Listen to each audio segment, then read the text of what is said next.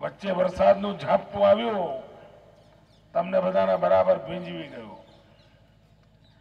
ભાઈઓ બહેનો, આ યાત્રા એવી છે કે જેમાં મેહ પણ મળે છે અને નેહ પણ મળે છે.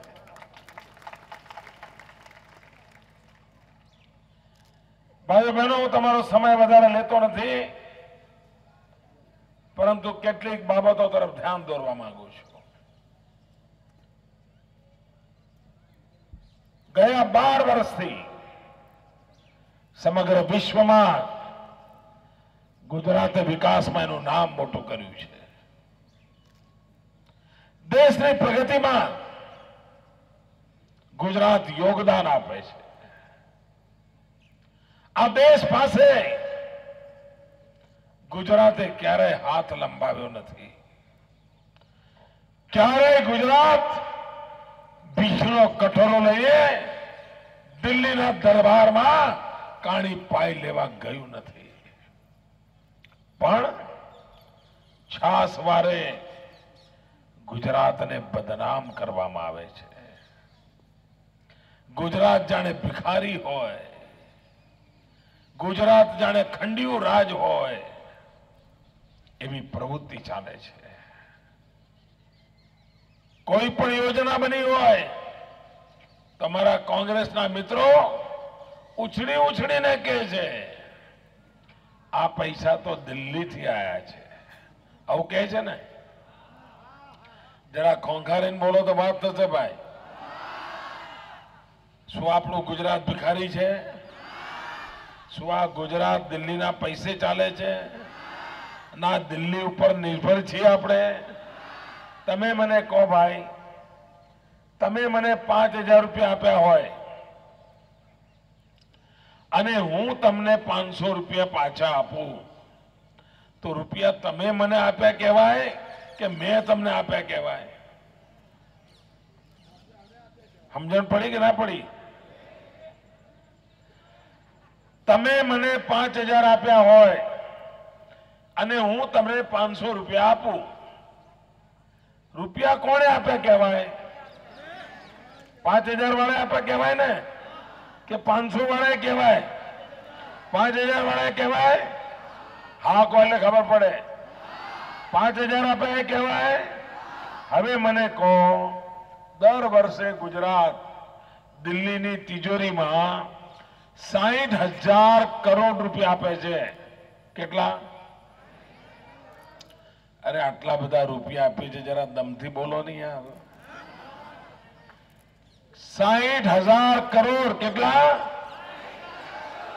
દર વર્ષે દિલ્હીની તિજોરીમાં આપણું ગુજરાત આપે છે 60,000 કરોડ રૂપિયા. અને સામે કેટલા આપે છે કહું? 6,000 કરોડ. કેટલા? હવે બોલો કોણે આપ્યા કહેવાય? ગુજરાતે આપ્યા કહેવાય કે દિલ્હીએ? ફરી બોલો કોણે આપ્યા કહેવાય?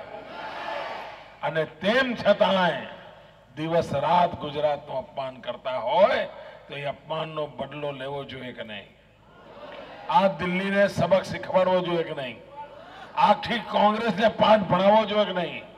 આ ગુજરાતને બદનામ કરનાર કોંગ્રેસને પાઠ ભણાવવા માટે આજે હું વાઘોડિયાની ધરતી પર આવ્યો છું. ભાઈ, મને આપણો સાથ જોઈએ, સહકાર જોઈએ.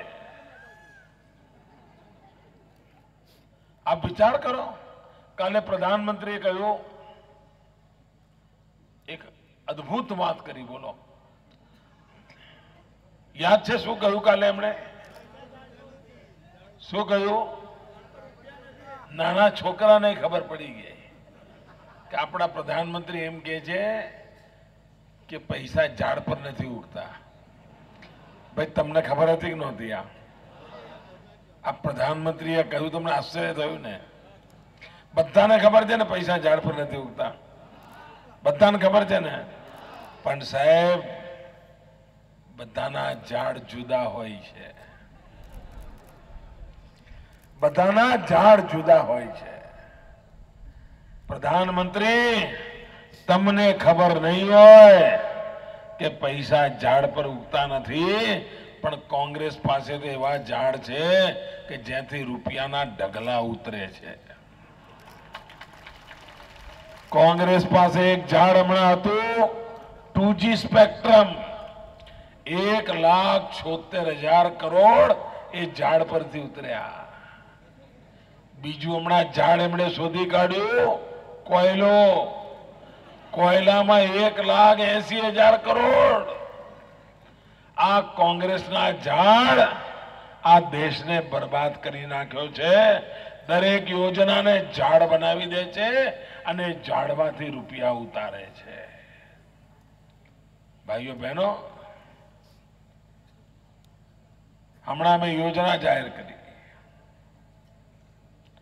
મધ્યમ વર્ગનો માનવી બાળકને ભણાવ્યું હોય, રોજી રોટી માટે વલખા મારતો હોય, મેં જાહેરાત કરી છે કોઈ પણ જવાનીઓ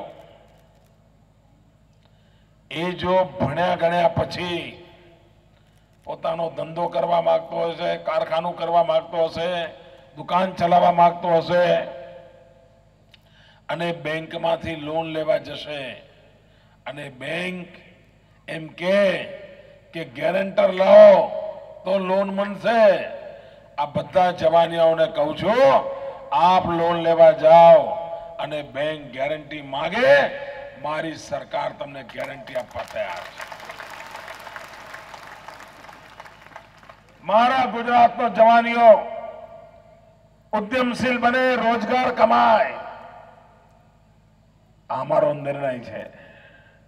એટલું જ નહીં, મેં નક્કી કર્યું છે કોઈ પણ ગામડામાં કાચું મકાન હશે, આવનારા દિવસોમાં એક પણ કાચું મકાન નથી રહેવા દેવું, બધા પાકા કરી દેવા છે.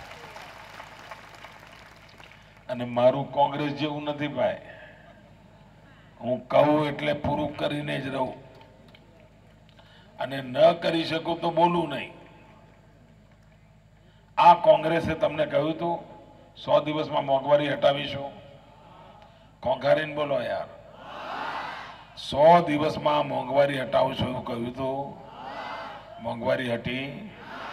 મોંઘવારી વધી? આ કોંગ્રેસે છેતરપિંડી કરી, કહેવાય કે ના કહેવાય? વચનનો ભંગ કર્યો, કહેવાય કે ના કહેવાય? ચૂંટણી આવે ત્યારે કોંગ્રેસ ખોટા વચન આપે છે, પુરવાર થયું કે ના થયું? આ કોંગ્રેસ પર ભરોસો કરાય?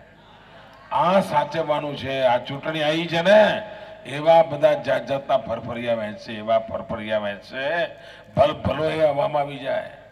એક કા તીન, એક કા તીન, એક કા તીન. ભાઈઓ બહેનો, આ પ્રજા સાથે છેતરપિંડી કરનારાઓને ક્યારે માફ ન કરી શકાય. તમે વિચાર કરો, આપણા વિસ્તારમાં કપાસની ખેતી થાય છે. કપાસ આપણો વિદેશમાં જતો હતો અને આપણો ખેડૂત સારી કમાણી કરતો હતો. પણ એમને મરજી પડે ત્યારે કપાસની નિકાસ પર પ્રતિબંધ મૂકી દે. ગુજરાતના ખેડૂતોને 7,000 કરોડ રૂપિયાનું નુકસાન કર્યું, કપાસ પર પ્રતિબંધ મૂકી દે. રાતો રાત પ્રતિબંધ મૂકી દીધો. વાઘોડિયા, કરજણ, પટ્ટો આપણો કપાસ પકવનારો ખેડૂત છે. આ બાજુ એને સેંકડો કરોડોનું નુકસાન આ દિલ્હીની સરકારને નિર્ણય કરાયું છે. એટલું જ નહીં ભાઈઓ, ગરીબ માનવી ઘરમાં કેરોસીન વાપરતો હોય, રાતો રાત 32% કેરોસીનમાં કાપ મૂકી દીધો. બોલો, તમે વિચાર કરો, ગરીબ માણસ કરે શું, ક્યાં જાય? પણ ગુજરાત છે ને, કરો, શિક્ષા કરો. આ દિલ્હીનો મિજાજ છે ભાઈઓ બહેનો. એ દિલ્હીની ચેતવણી આપવાની છે અને હું પ્રધાનમંત્રી મનમોહનસિંહજીને લલકાર કરું છું કે આ તમારી પાર્ટીના જૂઠાણા બંધ કરો. હિંમત હોય તો આવો ને, મારી જોડે સ્પર્ધા કરો ને, વિકાસની સ્પર્ધા કરો ને. અમે રોડ બનાવીએ, તમે બનાવો, પ્રજાને સારું લાગશે, એનો સ્વીકાર કરશે. અમે નહેરો ખોદીએ, તમે નહેરો ખોદો, જેમાં પાણી આવશે પ્રજા એનો સ્વીકાર કરશે. અમે બસ સ્ટેશન બનાવીએ, તમે બનાવો, જે સારું લાગશે પ્રજા સ્વીકાર કરશે. પણ એ નથી કરવું. વિકાસની સ્પર્ધા કરવાની તૈયારી નથી, જૂઠાણાની સ્પર્ધા કરીને ગુજરાતના વાતાવરણને ડોળવાનો પ્રયાસ ચાલે છે. ભાઈઓ બહેનો, એની સામે જાગૃત થવાનું છે અને આવનારા દિવસોમાં કોંગ્રેસનો વીણી વીણીને હિસાબ ચૂકતે થાય એ જ અપેક્ષા સાથે ભારત માતા કી